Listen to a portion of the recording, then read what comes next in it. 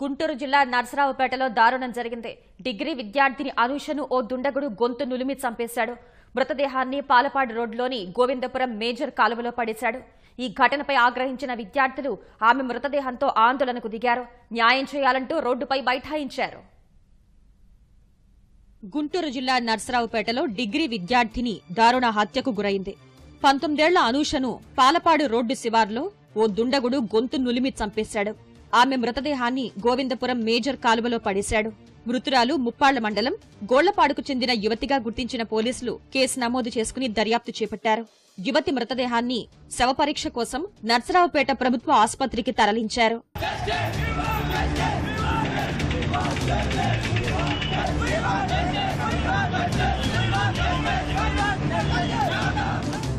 కళాశాలకు వెళ్లిన కుమార్తె కాల్వలో మృతదేహమై తేలటంతో ఆమె కుటుంబ సభ్యులు గుండె లవిసేలా రోధించారు. బంధువులు గ్రామస్తులు శోకసంద్రంలో మునిగారు. యువతి మృతదేహాన్ని ఆస్పత్రి నుంచి బయటకు తీసుకొచ్చారు.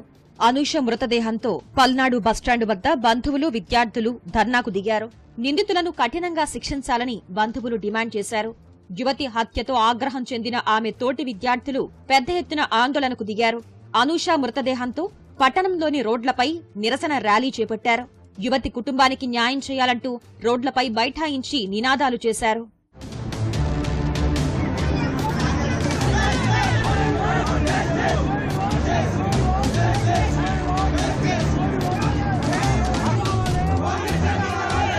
విద్యార్థిని హత్యను నిరసిస్తూ తెలుగుదేశం సిపిఐ నేతలు మృతురాలి బంధువులు విద్యార్థులకు మద్దతుగా ధర్నాకు దిగారు. దిశా చట్టం ఓ బూటకమన్న తెలుగుదేశం నేత చదలవాడ అరవిందబాబు యువతి హత్య ప్రభుత్వ చేతకానితనానికి నిదర్శనమన్నారు. బాధిత కుటుంబానికి ₹1 కోటి పరిహారం ఇవ్వాలని సిపిఐ నేత ముప్పాళ్ల నాగేశ్వరరావు డిమాండ్ చేశారు. చనిపోవడం అనేది ప్రభుత్వ వైఫల్యము. ముఖ్యమంత్రి దీనికి అనర్హుడుగా ప్రకటిస్తున్నాము. అదేవిధంగా ఇక్కడున్న హోం మినిస్టర్ గారు ఏ విధంగా ఆడపిల్లల మీద ప్రేమ ఉంటే కనుక తప్పనిసరిగా హోం మినిస్టర్ గారు వెంటనే రిజైన్ చేయాలి. దిశా చట్టం ఉంది, నిర్భయ చట్టం ఉంది, కానీ ఏది అమలు కావట్లేదు అనమాట. ఇవాళ 2వ సంవత్సరం అనుకున్న అమ్మాయిని ఈ విధంగా దారుణంగా హత్య చేయడం అనేది చాలా దారుణము. నిర్భయ చట్టం కింద కేసు నమోదు చేయండి.